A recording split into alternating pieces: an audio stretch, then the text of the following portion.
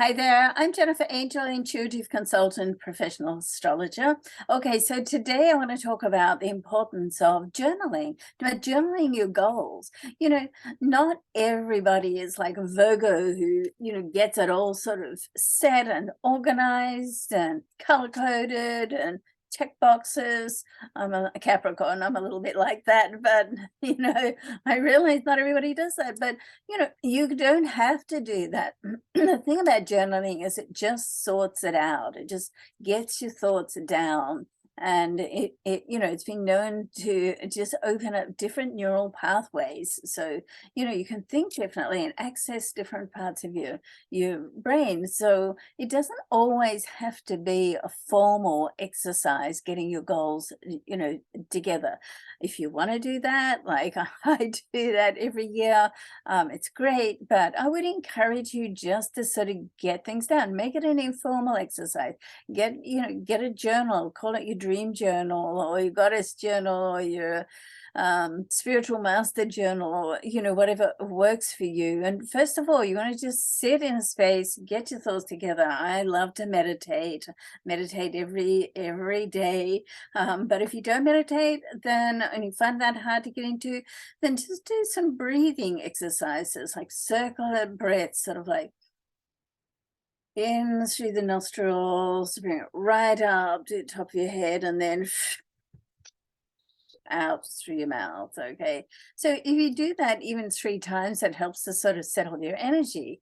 And then before you start, I like to sort of ask God or the universe or the goddess, um, just to sort of bring my guides closer and to bring through the information that I need. Okay, so you can do this randomly, just see what comes through, or you can work on the different areas of your life. I work on 8 areas of your life. So, spiritual, career, financial, well-being, social, intellectual, family, love. And yes, that's 8. Or you can work on just one desired goal. So, you want to connect your heart wisdom.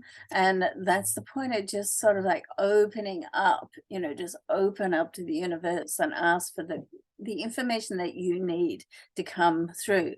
Now, as you're doing this, take a little note of, do you have a resistance factor?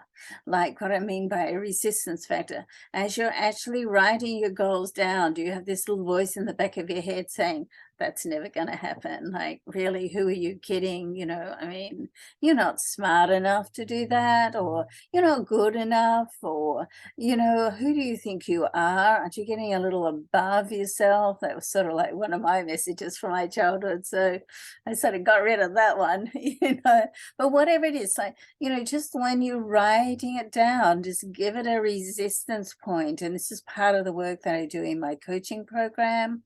And, if you have thought about coaching or resonate with coaching, then I'd love to speak to you. I'll put down below a complimentary link where we can just see whether coaching is, spend 20 minutes together. We can just see whether it's going to be a good fit for you. Okay.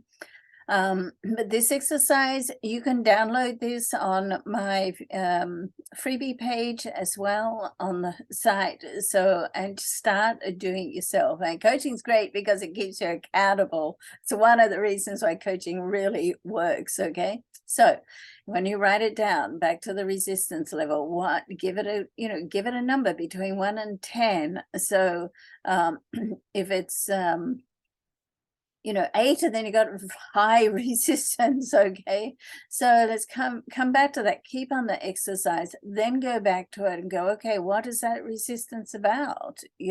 Like, why do I feel that? I mean, is it something that's even relevant in my life today? Is it something that maybe someone said to me when I was a teenager or younger, and it just sort of stuck, and I took it on board as it being like truthful, and chances are it's probably not even the truth.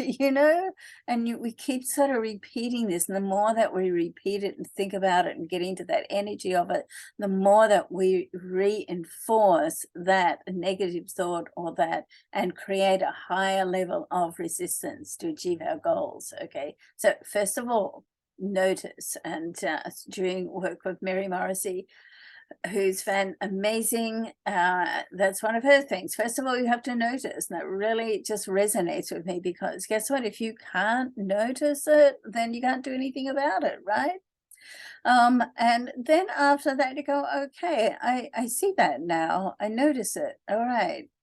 What am I going to do about it? What small step, one by one, every day, can I do to change that thought or that belief around? Okay. Then it's like repetition. If you listen to any of the masters in neuroscience, they'll always say repetition, from Dr. Joe Dispenza to Dr. John DeMartini or John Asraf, who I do work with. They'll all say, they're all the masters in neuroscience, they all say the same thing. So it takes time to change a habit, because a habit, it becomes like an addiction, so you have to work on that to change it. So that brings me to the next point. Don't try to do too much at once, so pick something that's really, really, you want to recognize, you resonate with it. It's like, oh my goodness, I never really knew that. And now that I know that, okay, let's change that. And just like one thing, just taking that one small step every day, journaling, and then one small step every day to change that resistance level can make a huge difference in your life. And then when I look at the sun signs, I mean, if it just goes through the elements, like the fire sign, for instance, the Aries, Leo, and Sagittarius, I mean, you're like smart and action thinking, like quick thinking. So when you put all these things down, you want to go ahead and do it straight away. And so what the fire signs tend to do is take on too much, and then you get overwhelmed. And then when that happens, just like, well, it's no good. So you want to sort of throw it all away then. So journaling just helps you to prioritize, what am I going to work on first? Because guess what? You can do it all, just not straight away. Okay, so you got to like focus and prioritize your focus. All right. And then the earth signs, Taurus, Virgo, and Capricorn. I'm a Capricorn. If you've been watching me for a while, so I think I might have already mentioned that. So just writing down, the process of writing it down, the earth signs like to see it in black and white. Once it's in black and white, it makes sense. Okay. And sometimes you don't even have to look back on it. It's not like you're writing the notes and you have to look back on it. However, there is power in reading your goals every single day, be in a positive, affirmative way, because once you do that, it then, like, you've got that repetition going on again. It helps to sort of like sink it in. And after a while, you believe the new saying, and you formed a new habit. And it's like, what resistance, So, but I find as a Capricorn, just the process of writing it down sort of like gets it out of here, down there, and then I can see it in black and white, and it makes sense. Okay, so it clarifies it for me. Then if we go on to the air signs, that's like Gemini, Libra, and Aquarius.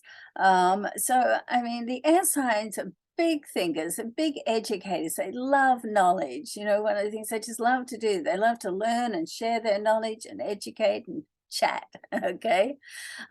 So what you do is that sometimes you just have so many ideas, like inspired about so many things. It's like, oh my goodness, I mean, what am I going to do first? So you want to like itemize it, like get it down into point for it. I mean, first of all, free flow, get it down, and just write it down, free flowing. And then you want to go back and go, okay, so you itemize it. This is like the first thing I'm going to do, and these are the action steps for that. Okay. And then do that, and then come back and do the other thing. So the same thing as for fire signs, you tend to take on too much. You want to do everything, and guess what? You can do everything. Okay. Just not, once again, just not all at once. All right, then we got the water signs. That's Cancer, Scorpio, and Pisces. So, the water signs are both highly sensitive, highly intuitive, but also highly strategic.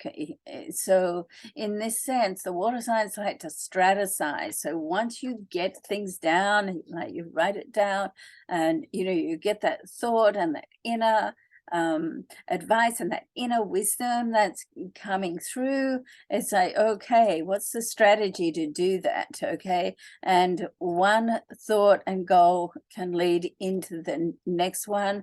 So it's all about the strategy and the timing. So we'll do this first, which you're going to there, which you're going to there, and which you're going to there. And of course, with the water signs, if you really feel it, and you connect with it, then that's when you're going to make it happen. Okay. If you're like wholehearted about it, you don't really feel it that much. Oh, it's a bit ho-hum. Forget it. It's not ever going to happen. Okay. Got to get in touch with your heart. Got to get in touch with your wisdom. And there you go. All right. So I hope that's been helpful. So love, luck, and vision to you. Thanks for watching. Please subscribe and share. I'd love that to support me. Thank you so much. Bye for now.